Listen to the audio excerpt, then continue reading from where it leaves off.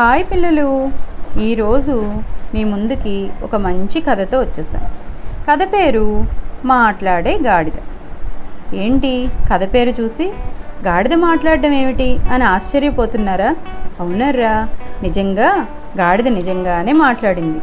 ఒకసారి అక్బర్ చక్రవర్తితో మాట పట్టింపు వచ్చి బీర్బల్ గాడిదతో మాట్లాడించటమే గాక గాడిదతో పుస్తకం కూడా చదివించాడు. ఇప్పుడు మీకు ఆ కథనే చెప్పబోతున్నాను. ఒక రోజున అక్బర్ బీర్బల్ సభలో ఉండగా ఒక వ్యాపారి ఒక గాడిదను తీసుకుని వచ్చాడు. తాను తీసుకువచ్చిన గాడిదను రాజుగారికి అమ్మాలన్నది ఆ వ్యాపారి ఉద్దేశం. సమయానికి బీర్బల్ కూడా సభలో ఉండటం చూసి ఆ వ్యాపారి ఎంతో సంతోషించాడు. అతను తీసుకువచ్చిన గాడిదను చూసి బీర్బల్, మహారాజా, ఈ గాడిదను చూస్తుంటే ఇది ఎంతో తెలివి కలదని నాకు అనిపిస్తుంది. మనం కొంచెం శ్రద్ధ తీసుకుని ఈ గాడిదకు వ్రాయటం చదవటం నేర్పిస్తే గాడిద నేర్చుకుంటుందని నాకు అనిపిస్తుంది అన్నాడు. అంతే, అక్బరు ఆ మాటనే పట్టించుకున్నాడు. అయితే బీర్బల్, ఈ గాడిద చాలా తెలివైందని అంటావు, అవునా అని అడిగాడు మహారాజు. అవును మహారాజా అన్నాడు బీర్బల్. మనం కొంచెం ఓర్పుగా చెబితే ఈ గాడిద చదవటం రాయటం నేర్చుకుంటుంది అంటావు, అవునా అని అడిగాడు అక్బర్. మళ్ళీ అవునని చెప్పాడు బీర్బల్. వెంటనే అక్బర్ చక్రవర్తి ఒక నిర్ణయానికి వచ్చారు. ఆ వ్యాపారి దగ్గర గాడిదను కొన్నాడు. ఆ గాడిదను బీర్బల్ చేతిలో పెట్టాడు. రాజుగారు గాడిదను కొని తనకెందుకు ఇస్తున్నారో బీర్బల్కు అస్సలు అర్థం కాలేదు. వెంటనే రాజుగారిని అదే ప్రశ్న అడిగాడు. బీర్బల్, ఈ గాడిదను నీతో పాటు తీసుకుని వెళ్ళు. ఓ నెల రోజులు సమయం ఇస్తున్నాను. ఈలోగా ఈ గాడిదకు చదవటం వ్రాయటం నేర్పించు. నెల రోజుల తర్వాత గాడిదను తీసుకునిరా. ఒకవేళ నువ్వు అన్నట్టుగా నెల రోజుల లోపల గాడిదకు చదవటం రాయటం రాకపోతే నిన్ను శిక్షించాల్సి ఉంటుంది. చెప్పు, ఇది నీకు సమ్మతమేనా అని అడిగాడు అక్బర్ చక్రవర్తి. బీర్బల్కు రాజుగారి మాట మన్నించటం మినహా వేరే గత్యంతరం లేకుండా పోయింది. అలాగే మహారాజా, మీరు కోరుకున్న విధముగానే నెల రోజుల్లోపు ఈ గాడిదకు మాట్లాడటం వ్రాయటం నేర్పిస్తానన్నాడు బీర్బల్. రాజుగారు చెప్పిన విధంగా గాడిదను తీసుకుని ఇంటికి వెళ్ళాడు. రాజుగారి సభలో ఉన్నవారంతా బీర్బల్ సాహసానికి ఆశ్చర్యపోయారు. ఇదంతా జరుగుతుందా?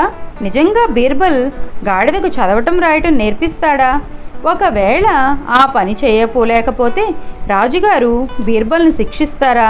లేకపోతే బీర్బల్ మీద ఉన్న అభిమానం కొద్దీ మందలించి వదిలేస్తారా? అసలు జంతువులు ఎక్కడైనా మాట్లాడతాయా? మాట్లాడటమే రాని జంతువుకు బీర్బల్ చదవటం రాయటం ఎలా నేర్పిస్తాడు?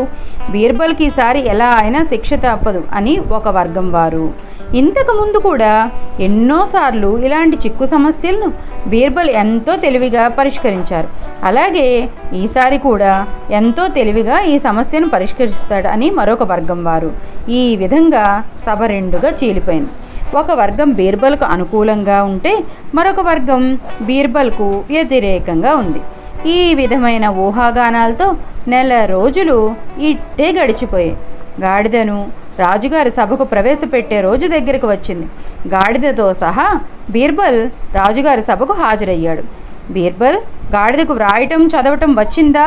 కుతూహలంగా అడిగాడు అక్బర్. చిత్తం మహారాజా అన్నాడు బీర్బల్. బీర్బల్ సమాధానానికి సభలో ఉన్నవారంతా ఆశ్చర్యపోయారు. గాడిదకు నిజంగా చదవటం రాయటం వచ్చిందా? ఎప్పటిలాగే ఈసారి కూడా బీర్బల్ ఏదో చమత్కారం చేస్తున్నాడు. బీర్బల్కు ఈసారి శిక్ష తప్పదు. ఈ విధంగా తమలో తాము మాట్లాడుకోసాగారు. బీర్బల్, నువ్వు చెప్తున్నది నిజమేనా? గాడిద నిజంగా చదువుతుందా అడిగాడు అక్బర్ చక్రవర్తి. ఏది అయితే గాడిదతో ఏదైనా చదివించు అడిగాడు చక్రవర్తి. వెంటనే బీర్బల్ ఒక పుస్తకం తీసుకుని గాడిద ముందు పెట్టాడు. సభలో ఉన్నవారంతా ఆశ్చర్యపోయేలా గాడిద తన నాలుకతో పుస్తకంలో పేజీలు తిప్పటం మొదలుపెట్టింది. ఆ విధంగా తిప్పుతూ 3వ పేజీకి రాగానే గట్టిగా చదవడం మొదలెట్టింది. ఇదంతా చూస్తున్న అక్బర్ చక్రవర్తి సభలో ఉన్న మిగతా వారు ఆశ్చర్యంతో ముక్కును వేలుకు వేసుకున్నారు. అద్భుతం, నిజంగా అద్భుతం. బీర్బల్, నీవు చాలా గొప్పవాడివి. నిజంగా నువ్వు అన్నట్టుగానే సాధించి చూపించావు. నీవు మంచి బహుమానం ఇచ్చి సత్కరించాలంటూ బీర్బల్ ఎంతగానో మెచ్చుకున్నాడు రాజుగారు. బీర్బల్ చిరునవ్వుతో ఆ ప్రశంసలు స్వీకరించాడు. అది సరే బీర్బల్, ఇంతకీ ఆ గాడిద ఏమంటున్నది అని అడిగాడు మహారాజు. అది ఏమంటున్నదో తెలియాలంటే మనకు గాడిద భాష తెలియాలి మహారాజా అన్నాడు బీర్బల్. అంతే, అక్బర్ చక్రవర్తికి బీర్బల్ చేసిన చమత్కారం ఏమిటో అర్థమైంది. సరే, మనకు గాడిద భాష తెలియదు కాబట్టి గాడిద ఏం మాట్లాడుతోందో మనకు తెలియదు, ఈ విషయం పక్కన పెట్టు. కానీ గాడిద ముందు పుస్తకం పెడితే పేజీలు తిప్పుతోంది, అక్కడక్కడ ఆగి పుస్తకం చదువుతున్నట్లు అరుస్తుంది. చెప్పు బీర్బల్, నువ్వేం చేస్తావు? పుస్తకం చదవడం దానికి ఎలా నేర్పించావు అని అడిగాడు అక్బర్. అక్బర్ చక్రవర్తి చెప్పిన ప్రశ్నకు బీర్బల్ ఇలా సమాధానం చెప్పాడు. మహారాజా, ఆ రోజున గాడిదను చూసి దాన్ని మీ దగ్గర మెచ్చుకుంటే ఆ వ్యాపారికి 4 డబ్బులు ఎక్కువ వస్తాయి కదా అని అనుకున్నాను. అందుకే మీ ముందు అలా చెప్పాను.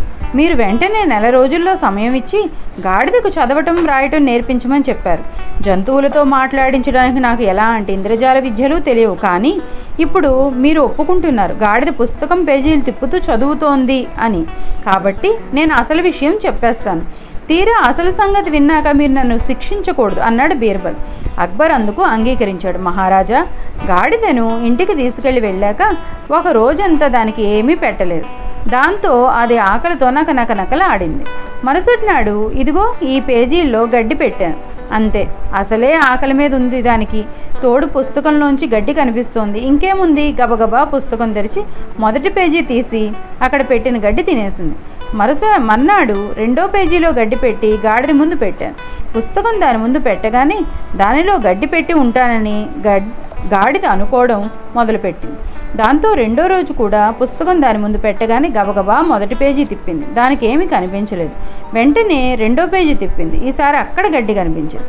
ఈ రోజు కేవలం పుస్తకం మాత్రమే గాడిద ముందు పెట్టాను, అందులో గడ్డి మాత్రం పెట్టలేదు. ఎప్పుడైతే పుస్తకంలో గడ్డి పెట్టలేదో గాడిద పెద్దగా అరవటం మొదలుపెట్టింది. ఈ విధంగా సుమారు 1 రోజుల పాటు దానికి శిక్షణ ఇచ్చాను. అంతే, అదేవిధంగా మీకు ఇచ్చిన మాట నిలబెట్టుకున్నానంటూ తను ఏ విధంగా గాడిదతో మాట్లాడించాడో రాజుకు వివరించాడు బీర్బల్. అంతే, సభలో ఉన్న వారంతా చప్పట్లు కొట్టి బీర్బల్ని ఎంతగానో అభినందించారు. ఇక రాజుగారైతే బీర్బల్కి బోలెడని బహుమానాలు ఇచ్చారు. చూసారా పిల్లలు, బీర్బల్ ఎలాంటి చిక్కు ప్రశ్నలైనా ఎంత సులభంగా పరిష్కరిస్తాడో. సరే, ఈరోజు కథ నచ్చింది అనుకుంటాను. లైక్ చేయండి, షేర్ చేయండి, సబ్స్క్రైబ్ చేయండి, కామెంట్ కూడా చేయండి.